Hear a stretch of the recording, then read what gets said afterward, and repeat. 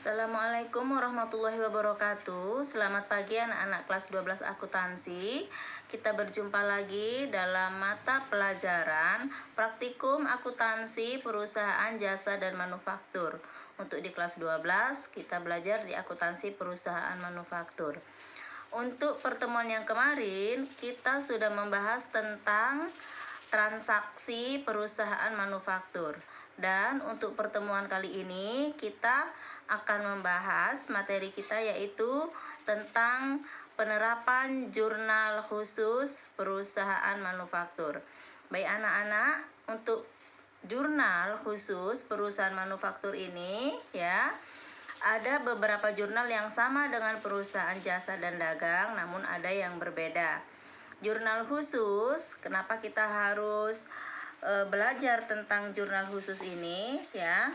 Tujuan pembelajaran kita ini adalah supaya kita memahami jurnal khusus dalam perusahaan manufaktur, kemudian manfaat jurnal khusus yang digunakan dalam perusahaan manufaktur, kemudian mencatat jurnal khusus, kemudian memahami transaksi dan penerapannya di dalam jurnal khusus di perusahaan manufaktur.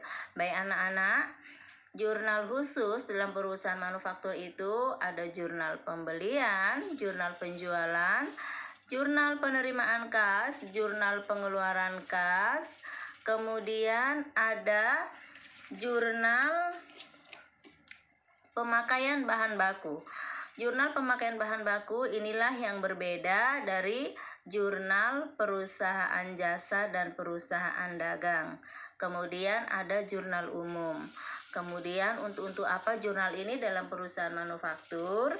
Silahkan mari ayo diikuti, ambil pulpen dan bukunya silahkan dicatat supaya nanti di akhir pelajaran bisa kalian simpulkan. Ya, selamat belajar ya. Materi kita mencatat jurnal khusus dan jurnal umum.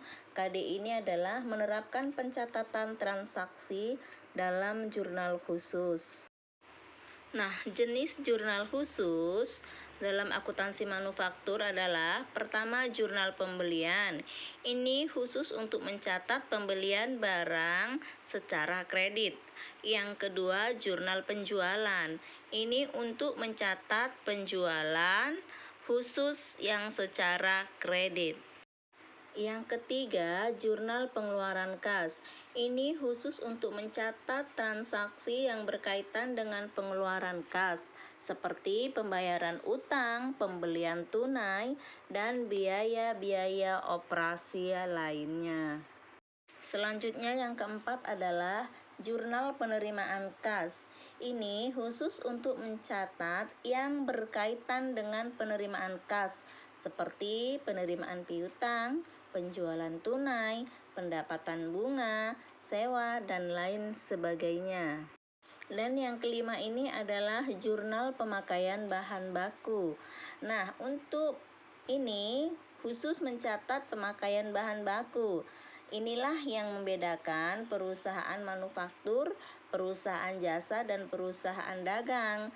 Di perusahaan manufaktur inilah yang ada jurnal pemakaian bahan baku ya.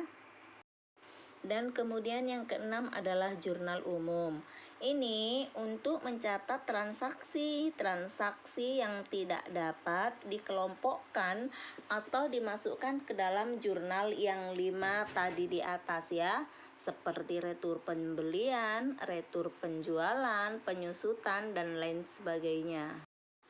Nah, baik anak-anak, coba perhatikan tugas yang Ibu berikan. Perhatikan contoh pada slide, contoh soal yang Ibu tampilkan berikut ini. Kemudian analisis transaksi tersebut dan tuliskan jurnal khusus apa yang harus dibuat sesuai dengan transaksi tersebut ya.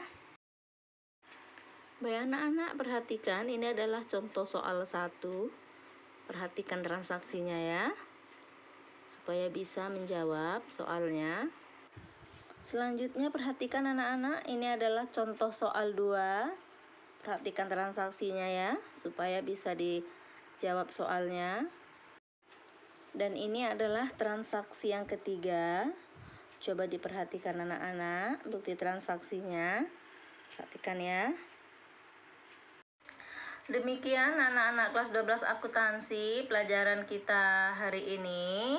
Ya, mudah-mudahan kalian dapat memahami setelah saya tampilkan penjelasan tentang jurnal khusus di perusahaan manufaktur, kemudian beberapa contoh. Mudah-mudahan kalian bisa menganalisis contoh-contoh jurnal kejadian atau transaksi jurnal khusus yang harus dibuat dari beberapa contoh. Kemudian bila ada pertanyaan silahkan tanya, boleh melalui WA pribadi atau bisa di dalam komen ini. Kemudian jangan lupa kerjakan tugas yang saya berikan pada video tadi. Ya, selamat belajar, tetap semangat. Assalamualaikum warahmatullahi wabarakatuh dan selamat pagi.